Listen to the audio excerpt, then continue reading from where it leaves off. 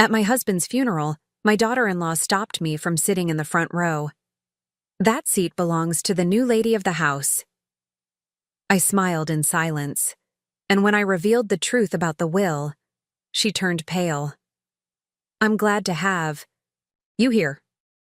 Follow my story until the end and comment the city you're watching from, so I can see how far my story has reached." The funeral home was silent except for the soft, melancholic melody playing in the background. I stood at the entrance, clutching my purse so tightly my knuckles had turned white. After 45 years of marriage, I was now a widow. George was gone, and I felt like half of me had disappeared with him.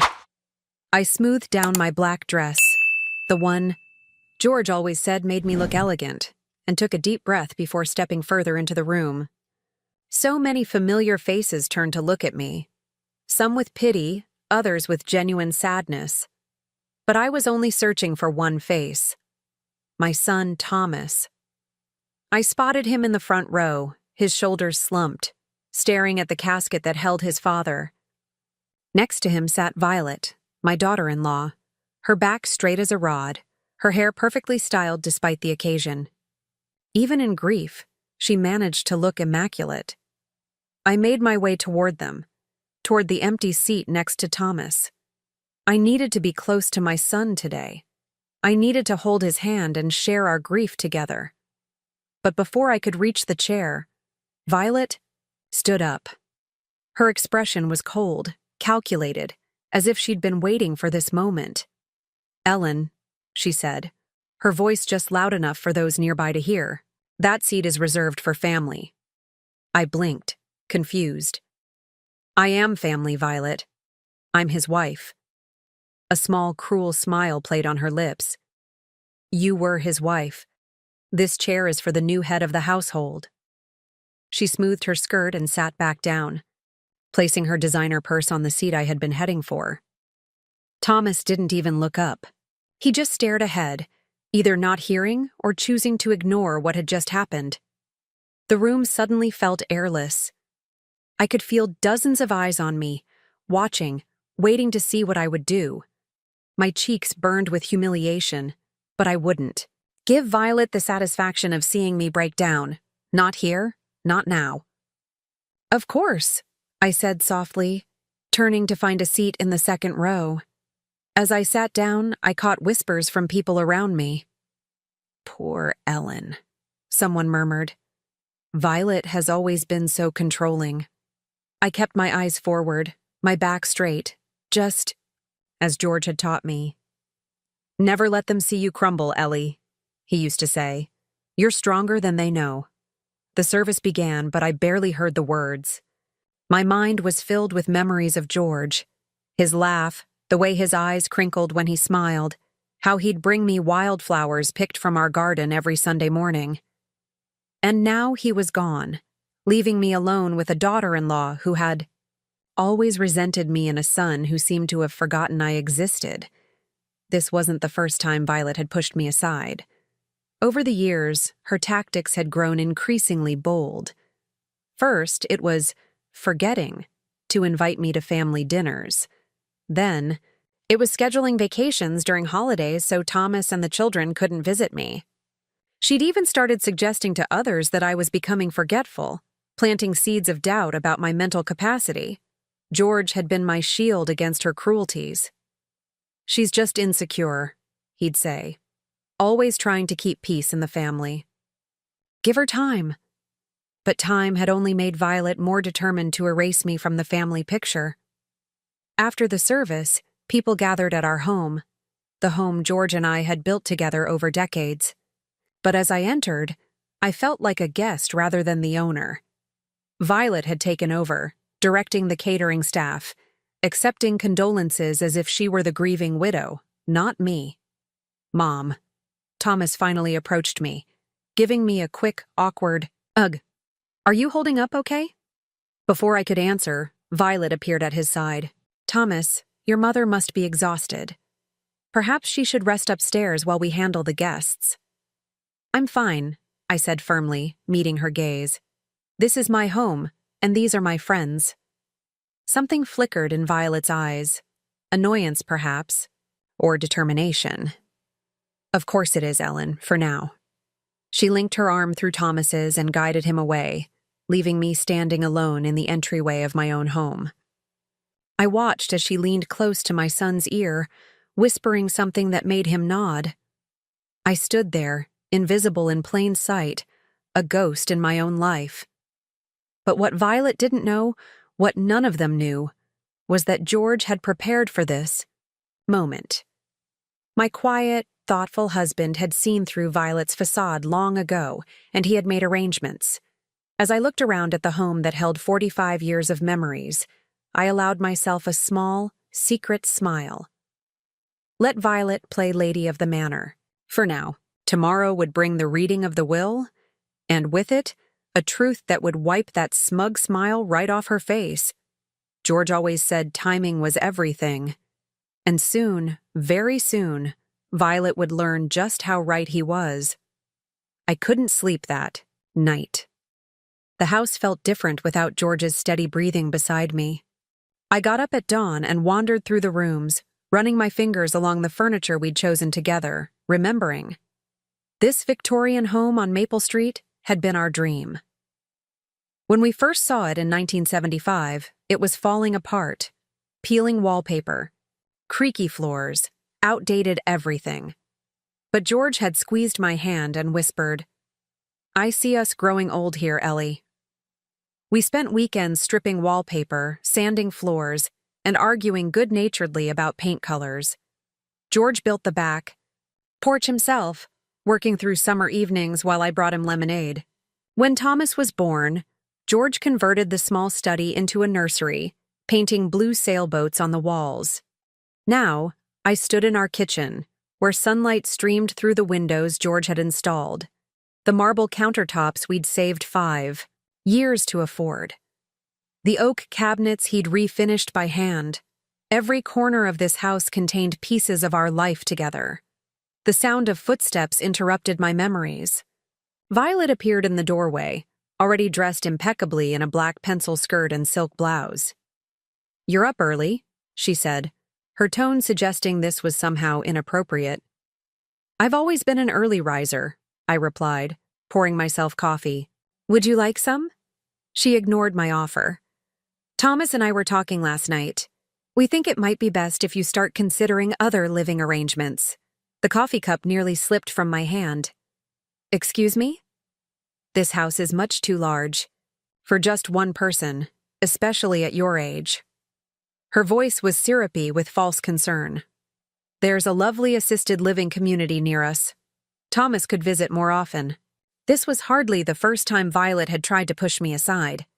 When Thomas and Violet first married 12 years ago, I'd been so happy for them. Thomas had been lonely since his divorce, and Violet seemed to bring light back into his life. None. Early signs were subtle. Violet would accidentally forget to tell me about family gatherings. She'd make comments about my outdated clothes or old-fashioned ideas. When I'd visit their home, she'd whisper to Thomas just loudly enough for me to hear, "Your mother seems confused today?" George noticed it too. "That woman has claws," he'd said after one particularly tense Christmas dinner where Violet had corrected nearly everything I said. But he always advocated for peace. "She's Thomas's choice, Ellie. We have to respect that." The situation worsened when George was diagnosed with heart disease 3 years ago. Violet started suggesting I couldn't properly care for him. "It might be too much responsibility for someone your age," she'd told me, as if I hadn't been caring for my husband for over 4 decades. She even tried to convince Thomas that we should sell our house and move into an assisted living facility. "For both your parents' safety," she'd insisted. George had put his foot down then. "I'm dying in the house I built, not some sterile facility," he'd told Thomas firmly. For once, our son had backed us up. Now, standing in my kitchen with Violet, suggesting I should leave my home just one day after burying my husband, I felt a surge of anger I rarely allowed myself to express. "This is my home, Violet," I said quietly. "George and I built it together. I'm not going anywhere." She sighed as if I were being difficult. Ellen, be realistic. You're 70 years old. This house has stairs. The maintenance alone? I said no. My tone was sharper than I'd intended, but I was done being pushed around. A flash of something, annoyance, hatred, crossed Violet's face before she composed herself. Well, we can discuss it after the will reading. Things might be clearer. Then, the will reading. Of course, that's what this was about. Violet assumed George had left everything to Thomas, which would effectively give her control. She'd been circling like a vulture, waiting to swoop in and take what was mine. What she didn't know was that 6 months ago, George had asked me to drive him to his lawyer's office. He'd been unusually quiet that day. "What are we doing here, George?" I'd asked as we parked. "Making sure you're taken care of, Ellie." He'd squeezed my hand. "No matter what happens." I hadn't thought much about it then. George had always been methodical about our affairs. But now, his words took on new meaning. As Violet strutted out of the kitchen, phone already in hand, I remembered something else George had said to me in his final weeks. "You've always been too kind, Ellie," he'd told me, his voice weak but his eyes clear. "Sometimes kindness needs to be protected." The grandfather clock in the hallway chimed 8 times. In 4 hours, we would all gather at Mr. Peterson's law office for the reading of George's will. Violet was in for a surprise. I ran my hand along the smooth kitchen counter that George and I had selected together after saving for years. This house wasn't just walls and a roof. It was the physical manifestation of our love story. Every scratch, every repair, every upgrade reflected our journey together. As I sipped my coffee, I heard Thomas coming down the stairs. He entered the kitchen with the hesitant step of someone who doesn't know what to say. "Morning, Mom," he mumbled, avoiding my eyes. "Good morning, son," I replied, pushing a mug toward him. "Coffee?" He nodded, taking the mug. "Mom, about the funeral yesterday. I'm sorry about the seating thing. Violet just thought—" "It's fine," I interrupted, not wanting to hear whatever excuse he'd rehearsed. "We all grieve differently." Thomas looked relieved that I wasn't going to make it an issue. That had always been his way, avoiding conflict. At all costs, even if it meant letting Violet run roughshod over his mother. "About the house," he started again. I held up my hand. "Let's wait for the will reading before we discuss any changes, shall we?" He looked surprised but nodded. From upstairs, Violet called his name, and like a trained puppy, he immediately set down his barely touched coffee and went to her. I watched him go, my heart heavy. My son had a good heart, but he'd always been easily influenced, first by his ex-wife, now by Violet. I wondered what George would say if he could see how quickly Violet was moving to push me out of my own home. Actually, I knew exactly what he'd say. "Just wait, Ellie. Just wait." Mr. Peterson's law office hadn't changed in 20 years. The same leather chairs, the same mahogany desk, even the same faded landscape paintings on the walls. George had always joked that stepping into Peterson's office was like stepping into a time capsule. I sat quietly, hands folded in my lap, as everyone else filtered in. Thomas arrived with Violet, who was dressed in a black designer suit that seemed more appropriate for a business merger than a will reading. She'd even brought a small notebook, as if she planned to inventory her new possessions.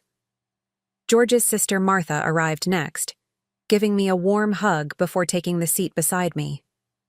"How are you holding up, Ellen?" she whispered, squeezing my hand. "I'm managing," I replied softly. Martha had never liked Violet. "That woman has the warmth of a snake," she'd told me once after witnessing Violet deliberately exclude me from a family photo at Thomas's birthday. Martha was the only one who saw through Violet's facade from the beginning. Mr. Peterson entered last, carrying a leather portfolio.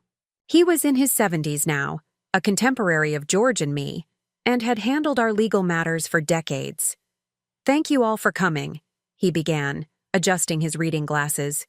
We're here to discuss the last will and testament of George William Montgomery. Violet straightened in her chair, pen poised over her notebook. I noticed how she angled herself toward Thomas, her body language suggesting they were a unit, separate from me. Before I begin, Mr. Peterson continued, I want to note that George made changes to his will approximately 6 months ago. These changes were made when he was of sound mind and body, with full legal capacity. Violet's pen paused mid-air. I saw her shoot a quick, concerned glance at Thomas. I'll begin with the basic provisions, Mr. Peterson said, opening the portfolio. To my sister, Martha Montgomery, I leave my collection of first edition books and the sum of $50,000. Martha nodded, dabbing at her eyes with a tissue. To my son, Thomas Montgomery, I leave my vintage car collection, my woodworking tools, and my fishing cabin at Lake Tahoe. Thomas looked surprised, but pleased. He'd always loved that cabin. Additionally, Mr. Peterson continued, I leave to Thomas the sum of $200,000 to be held in trust and distributed in quarterly payments over a period of 5 years. The satisfied smile on Violet's face faltered. In trust? With quarterly payments? She interrupted. Why not a lump sum? Mr. Peterson looked at her over his glasses. I'm simply reading the will as written, Mrs. Montgomery. If you'll allow me to continue. Violet fell silent, but I could see the tension in her jaw. To my beloved wife, Ellen Montgomery, I leave our family home at 1423 Maple Street, including all furnishings and personal effects contained therein. I heard Violet's sharp intake of breath. Additionally, I leave to Ellen the sum of $1 million from my life insurance policy, my investment portfolio, and full ownership of Montgomery Consulting Group. The room went completely still. Montgomery Consulting had been George's pride and joy, the business he'd built from nothing into a successful regional firm. Everyone had assumed Thomas would inherit it. This must be a mistake, Violet finally sputtered. George always intended for Thomas to take over the business. Mr. Peterson shook his head. There's no mistake. George was very clear about his wishes. But Ellen knows nothing about running a consulting firm, Violet protested, her composure cracking. She's just a housewife. Just a housewife? I repeated quietly. I worked alongside George for 20 years before retiring. I helped him build that company from our garage. Violet turned to Thomas, her eyes wide with disbelief. Are you going to let this happen? Your father's company? Your inheritance? Going to her? Thomas looked stunned, unable to form words. Mr. Peterson cleared his throat. There's more. George included a personal letter to be read at this time. He pulled out an envelope and began to read. If this letter is being read, then I am no longer with you. To my dear Ellen, my partner in everything, thank you for 45 years of love and support. You were always the strength behind my success, even when others didn't see it. To my son Thomas, I love you deeply. I've watched with concern as you've allowed others to influence your judgment and come between you and your mother. I hope you'll reflect on what truly matters in life. To Violet, I've observed your treatment of Ellen over the years. Your attempts to isolate her, to diminish her role in our family. And recently, your suggestions that she is no longer capable of making her own decisions. These actions have not gone unnoticed. I've structured my will to protect Ellen from further manipulation. The house belongs to her alone. The business will provide her with income and purpose. And Thomas, your inheritance is structured to ensure that it remains yours, protected from outside influence. Violet's face had turned ashen. She looked at me with undisguised hatred. You did this, she hissed. You manipulated a dying man. I met her gaze steadily. George made his own decisions, Violet. He always did. There's one final provision, Mr. Peterson interjected, looking uncomfortable. George stipulated that if Thomas and Violet continue to reside in the Montgomery home, they must pay fair market rent to Ellen. Otherwise, they must vacate the property within 30 days. Violet stood up so abruptly that her chair nearly toppled backward. "This is outrageous! We'll contest it!" Mr. Peterson shook his head. "I advised George extensively on making this will contest-proof." He documented Violet's behavior over the past several years, including recordings of conversations where she discussed plans to have Ellen declared incompetent after his death. Violet's mouth opened and closed, but no words came out. Thomas stared at her, shock evident on his face. "He recorded conversations?" Thomas finally asked, his voice barely audible. "George was very thorough," Mr. Peterson confirmed. "He wanted to ensure his wishes would be respected." I sat quietly, feeling no joy in Violet's humiliation. This wasn't about revenge, it was about protection, exactly as George had intended. "I think we should go," Thomas said to Violet, standing up. He looked at me, confusion and hurt in his eyes. "Mom, I don't know what to say." "You don't need to say anything right now," I told him gently. "Take some time to process everything." As they left, Martha moved to sit beside me. "Well," she said softly, "George always did think of everything." I nodded, tears finally filling my eyes. Even in death, George had found a way to shield me from Violet's cruelty. His last act of love was to ensure I wouldn't be cast aside, forgotten in my own family. "He certainly did," I whispered, clutching the copy of the will Mr. Peterson had handed me. The paper felt solid and reassuring in my hands, tangible proof that George had seen everything, understood everything, and acted to protect what we had built together. I just wondered what would happen when I returned home to a house where I was now, indisputably, the only one with the right to decide who belonged there. I arrived home to a house in disarray. Violet had apparently wasted no time after the will reading. Drawers hung open, closets had been rifled through, and several of my favorite decorative pieces were missing. It looked like she'd been searching for something. Or perhaps this was just her way of lashing out. I sighed heavily, too emotionally drained to feel angry. Martha had offered to come home with me, but I'd declined. I needed time alone to process everything that had happened. I was making tea when I heard the front door slam. Heavy footsteps approached the kitchen, and Thomas appeared in the doorway, his face flushed with anger. "How could you do this to me?" he demanded without preamble. I set down my teacup. "Do what, exactly?" "Turn Dad against me. Against Violet. Make him think we were trying to." "To what? Get rid of you? Take over the house?" "I didn't turn your father against anyone, Thomas. He made his own observations and decisions." "That's not what Violet says." His voice was accusatory.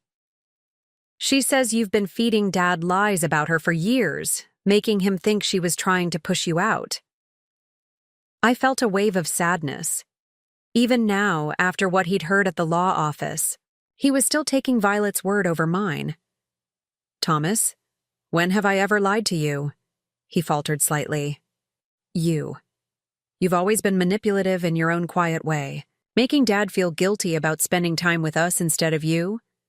"Is that what Violet told you?" I asked softly. "She says you resented her from the beginning, because she took your place as the most important woman in my life." I couldn't help. I laughed. Not out of humor, but from sheer disbelief. "Thomas, you're 43 years old. I've never expected to be the most important woman in your life since you were a teenager. All I've ever wanted was to be treated with basic respect and included in family activities. Dad's will is completely unfair. I should have gotten the business. I've been working there for 5 years." "As a vice president who comes in late and leaves early," I pointed out, "the position your father created for you because you couldn't hold down a job elsewhere." His face flushed deeper.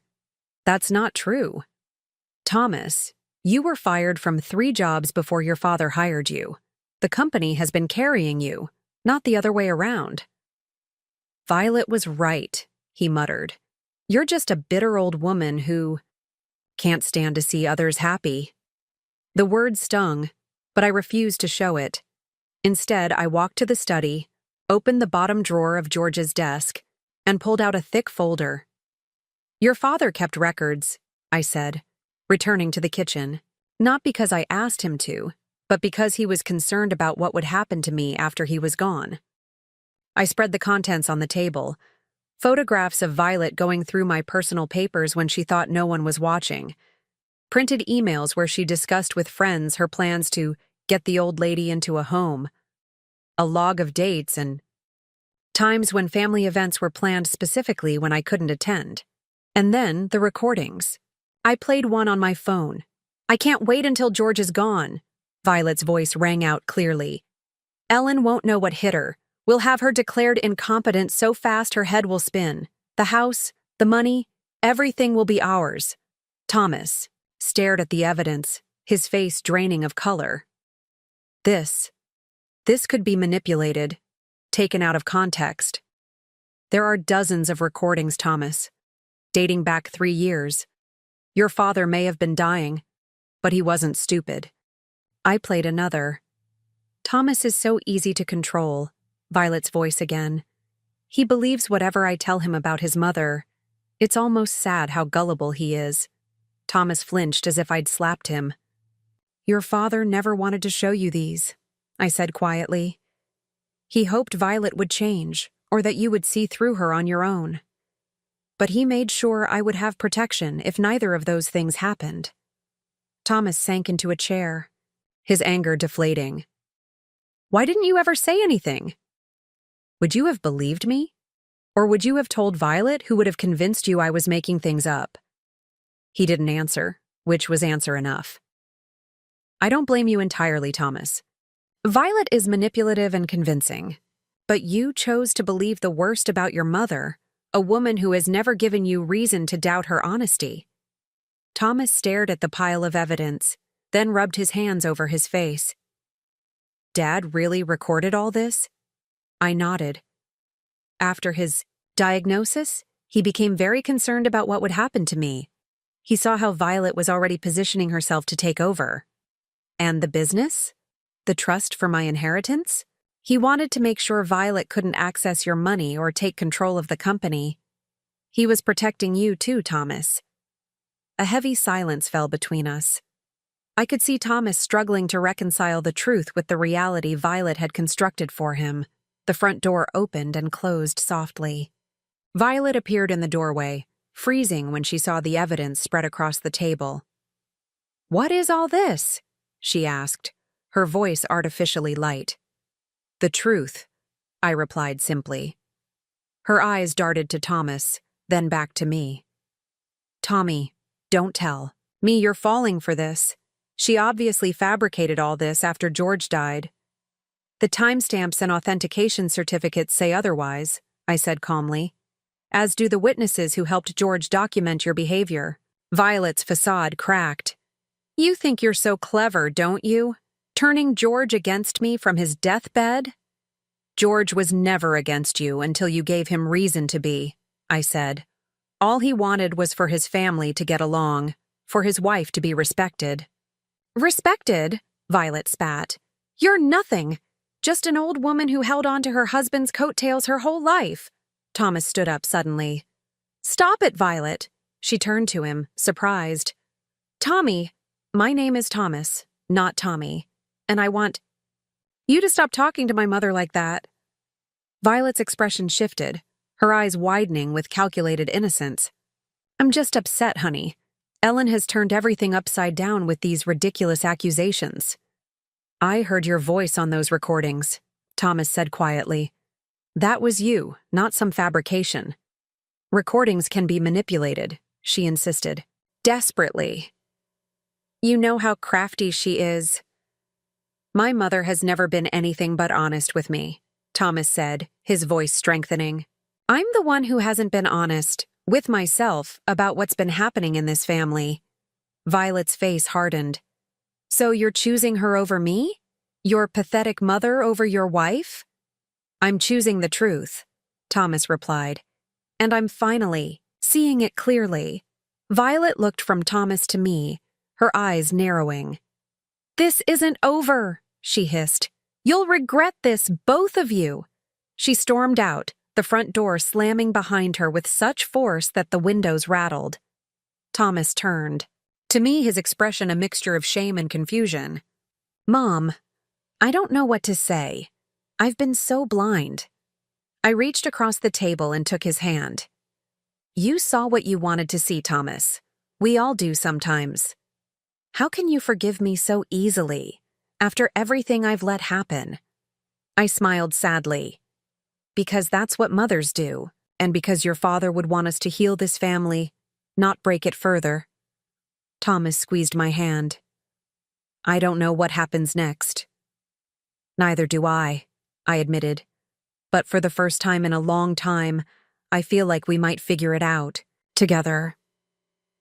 The next few weeks unfolded like a slow-motion earthquake, with aftershocks rippling through what remained of our family. Thomas moved into the guest bedroom downstairs, while Violet stayed with her sister across town. The separation wasn't official yet, but the fracture between them seemed to widen with each passing day.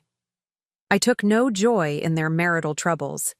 Despite everything Violet had done, she was still Thomas's choice, and seeing my son in pain brought me no satisfaction.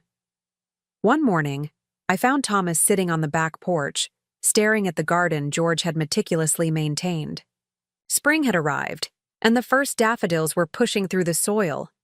Dad always said you could set your watch by those flowers, Thomas remarked as I joined him. He planted those bulbs the year you were born, I said, settling into the chair beside him. Said they were as reliable as he hoped you would be? Thomas smiled faintly, then let it fade. I haven't been very reliable, have I? Not to him, not to you. You've been through a lot, I said gently. Finding out your wife isn't who you thought she was. That's not easy. He shook his head. That's the thing, Mom. I think I always knew, on some level. There were moments when I'd catch her in little lies, or see how she treated people she thought weren't important. I just chose to ignore it. We often see what we want to see in the people we love. Violet called again last night, he said after a pause. She wants to meet with our lawyers to discuss a settlement. A settlement? She says she's entitled to half of my inheritance since we were married when Dad died. I sighed. Even now, Violet was still focused on what she could take. What did you tell her? That Dad put my inheritance in a trust specifically to protect it from divorce settlements. Thomas ran a hand through his hair. She didn't take it well. I could imagine. Violet's rage when thwarted was a force of nature. She's also been calling my cousins, Aunt Martha, even some of my colleagues at the company, telling them I abandoned her, that you brainwashed me. This didn't surprise me. Violet had always been skilled at spinning narratives that cast her as the victim. I'm sorry, Thomas. I know this is difficult. He looked at me directly. I'm the one who should be sorry, Mom. I let her isolate you. I believed her when she said you were manipulative or trying to control me. I was a terrible son. You weren't terrible, I protested. Just misguided. That's generous. He smiled weakly. I've been thinking about moving out, finding my own place. Give you back your space. A pang of sadness hit me. After years of feeling pushed out of my son's life, I was finally reconnecting with him. The thought of him leaving so soon felt like another loss. You don't have to go, I said. This house has plenty of room for both of us. Are you sure? After everything. Thomas, this is your home too. Your father would want you here, especially now. His eyes glistened with unshed tears. Thanks, Mom. Later that afternoon, the doorbell rang. I opened it to find my grandchildren, Emma and Jack, standing on the porch, backpacks in hand. At 15 and 12, they were at that awkward age. where they were too old for toys but too young for adult conversations. Behind them, I spotted Thomas's ex-wife Karen in the driveway, waving briefly before driving off. "Grandma!" Jack exclaimed, giving me a quick hug before darting inside to find his father. Emma, more reserved like her father, offered a small smile. "Hi, Grandma. Dad said we could stay here this weekend. Is that okay?" "Of course it is," I said, stepping aside to let her in.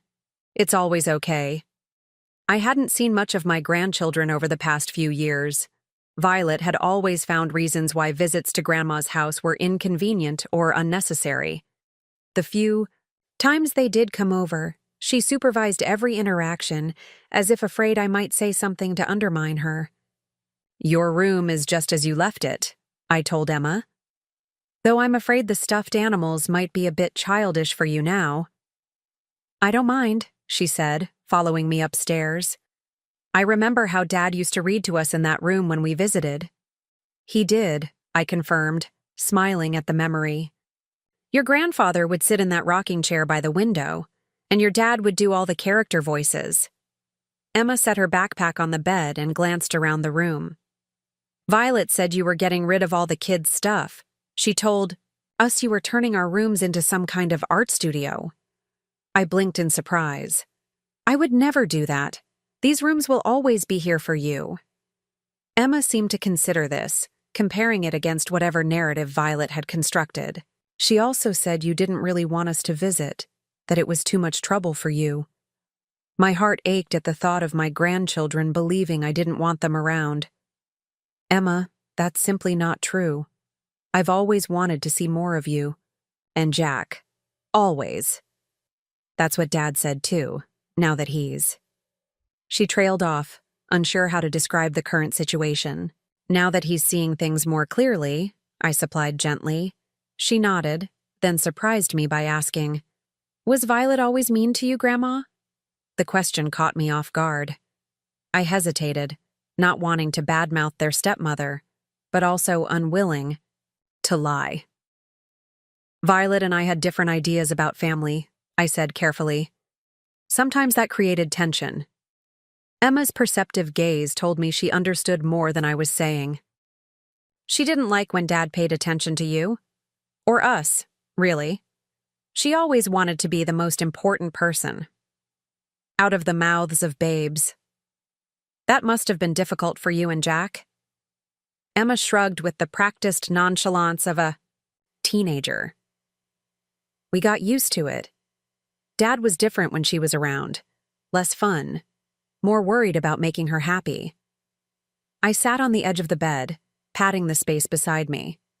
Emma joined me, her long legs, so like her father's, stretched out in front of her. "Your dad loves you very much," I told her. "Sometimes adults make mistakes or get confused about what's important, but that doesn't change how much he loves you." "I know," she said softly. "He seems happier now, even though he's sad about Violet.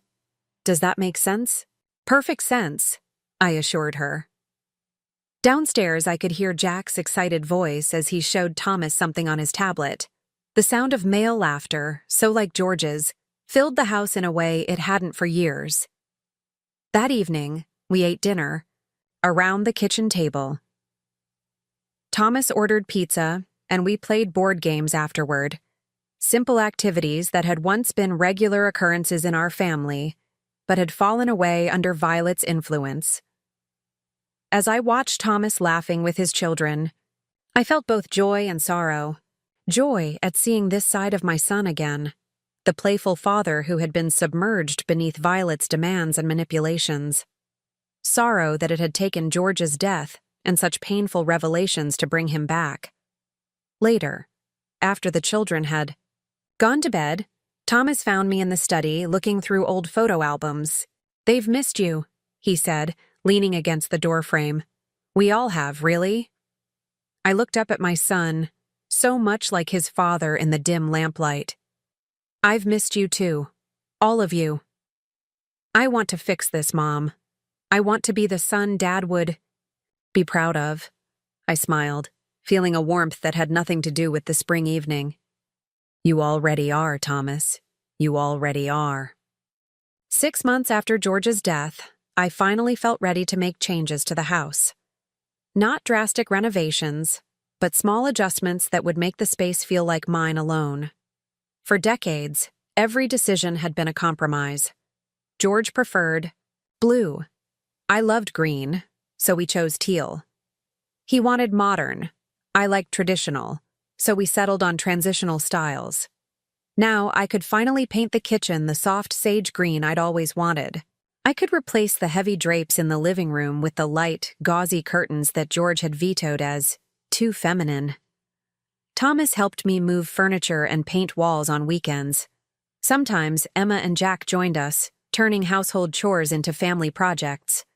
The house began to transform, not into something unrecognizable, but into a warmer, lighter version of itself. Dad would have hated these curtains, Thomas joked one afternoon as we hung the new window treatments in the living room.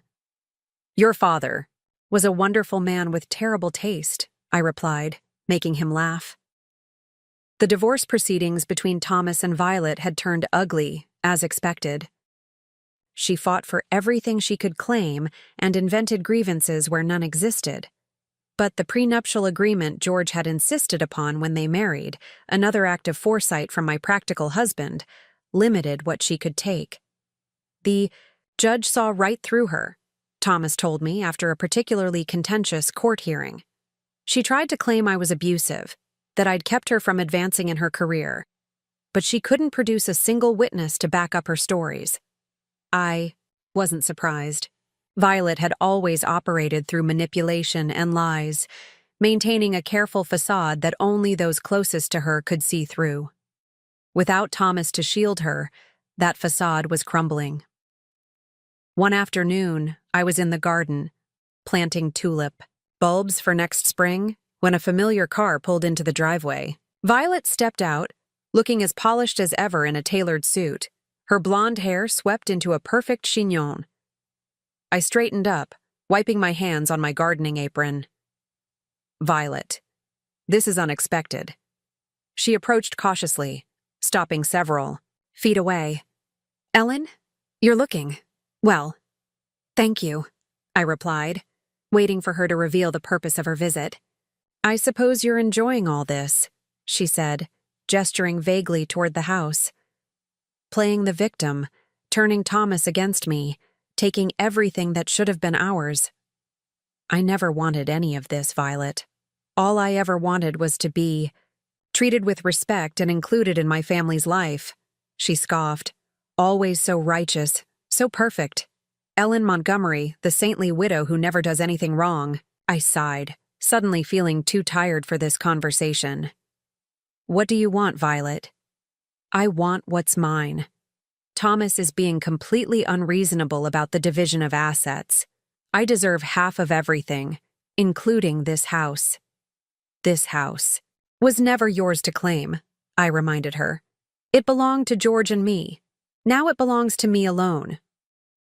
I lived here too, she snapped. I helped renovate the kitchen. I chose the new carpeting upstairs.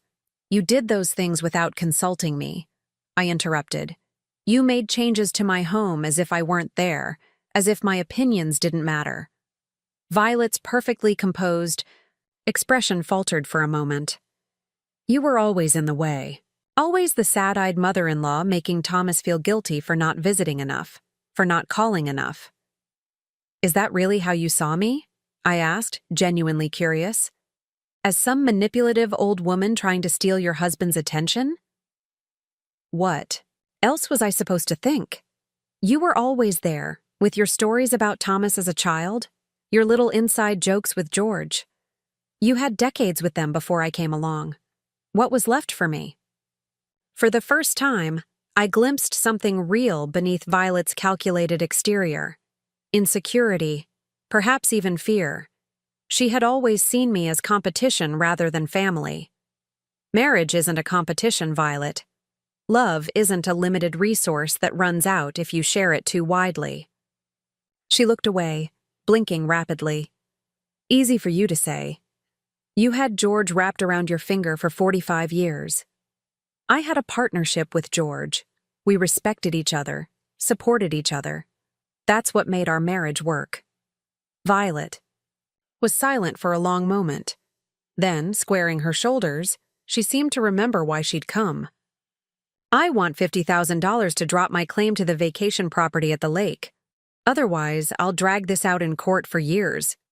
I studied her face, the hard set of her jaw, the coldness that had returned to her eyes. Whatever moment of vulnerability I'd witnessed was gone. I'll discuss it with Thomas, I said finally. But, Violet, you should know that George documented everything. Every threat you made about pushing me out. Every plan to have me declared incompetent. Fighting. This will only expose more of that evidence in court. Her eyes widened slightly, then narrowed. You're bluffing. I have no reason to bluff. The house is mine. The business is mine. I'm not afraid of you anymore, Violet. She stared at me for a long moment, then turned and walked back to her car, without another word. As she drove away, I realized my hands were shaking, but not from fear. For the first time, I had stood my ground with Violet without George or Thomas to back me up. The divorce was finalized 3 months later. Violet received a settlement that was fair but far less than she'd demanded. She moved to Phoenix shortly afterward, taking a job with a competing consulting firm. She's already dating one of the senior partners there, Thomas told me with a wry smile. Poor guy doesn't know what he's in for. On the 1-year anniversary of George's death, I decided to host a family dinner. Not a somber memorial, but a celebration of the life we'd shared and the family that remained. Martha came, as did Thomas, Emma, and Jack. Even Karen joined us, our relationship having improved dramatically without Violet's interference. I set the dining room table with our best china, the set George and I had received as a wedding gift all those years ago. I placed fresh flowers from the garden in the center, dahlias, George's favorite, and lit the candles in the silver holders that had been his mother's. As everyone took their seats, I hesitated for a moment before sitting at the head of the table, George's spot for over 4 decades. It felt strange, yet somehow right. To Dad, Thomas said, raising his glass. Who taught me what it means to be a good man, even if it took me too long to learn the lesson? To George, Martha echoed. My big brother, who always looked out for everyone he loved. To Grandpa, Emma and Jack chimed in. I raised my own glass, looking at the faces of my family gathered around the table. To George, who knew us better than we knew ourselves, and who made sure we'd find our way back to each other, even when he couldn't be here to guide us. We touched glasses, the crystal ringing like music in the warm, candlelit room. Later, after everyone had gone and I was alone in the quiet house, I sat in George's favorite chair and looked around at the home we'd built together. The walls were now painted in colors I'd chosen, the furniture arranged the way I preferred, the garden outside blooming with flowers I'd planted with my own hands. Yet George was still everywhere, in the solid craftsmanship of the bookshelves. He'd built in the creaky third step of the staircase he'd never gotten around to fixing, in the nicks and scratches that told the story of our life together. You planned it all so perfectly, I whispered, as if he could hear me. You made sure I'd be safe, that I'd have Thomas back, that the house would remain our haven. I could almost hear his reply, the thing he'd always say when I complimented his foresight. I just know what matters, Ellie. The rest is just details. I smiled, running my hand along the arm of his chair, feeling the indentation where he'd rested his elbow for countless evenings. The emptiness of losing him would never completely fade, but it had transformed into something bearable, even precious, a testament to a love that had shaped my entire adult life. As I got up to turn off the lights before heading to bed, I caught my reflection in the hallway mirror. I stood a little straighter now, my eyes clearer, my smile more genuine. I was no longer just George's wife or Thomas's mother, roles that had defined me for so long. I was Ellen Montgomery, a woman who had found her own strength in the face of loss and betrayal, and for the first time since George's death, I felt not just acceptance of my new reality, but a quiet, steadfast joy in the life that still stretched before me, a life that was finally, truly my own. Now I'm curious about you who listen to my story. What would you do if you were in my place? Have you ever been through something similar? Comment below. And meanwhile, I'm leaving on the final screen 2 other stories that are channel favorites, and they will definitely surprise you. Thank you for watching until here.